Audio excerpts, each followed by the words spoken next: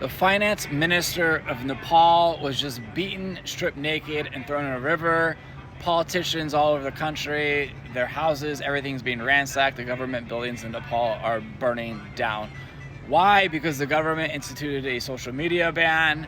But the deeper problems are inflation, lack of opportunity. So it's all the Gen Zers that are just taking the government out right now. This is not going to be an isolated event. This is going to happen in countries with weaker currencies. There's research shows that when people spend 40 to 60% of their paycheck on food, unrest happens and governments fall. This is just a known stat. And inflation isn't going anywhere. The United States is the de facto world reserve currency. Nothing is backed by gold or Bitcoin or anything. It's backed by the dollar, and then currencies base their price off the dollar. And Donald Trump is a big spender. That bill that just came out, it's just unlimited money printing. You know, who knows how many wars we're going to be in the next couple of years. And they're going to keep printing money, and all these other currencies are going to devalue against the dollar. And we're just in a free fall right now. And the dollar is just the cleanest, dirtiest shirt in the closet. And this is why Bitcoin is so important. Like Nepal, I mean, the government just collapsed pretty much. The military is taking control.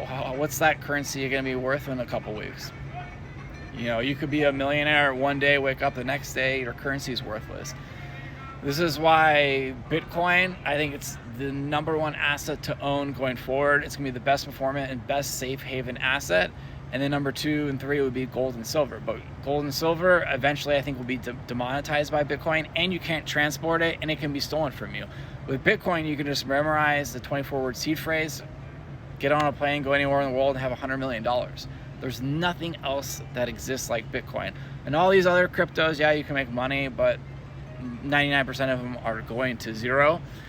And just remember, like, there's no real media anymore. So when the real crash happens and all this craziness happens, it's going to be a shock to most people, and most people are going to be unprepared because we have complete censorship of information on social media and the mainstream media.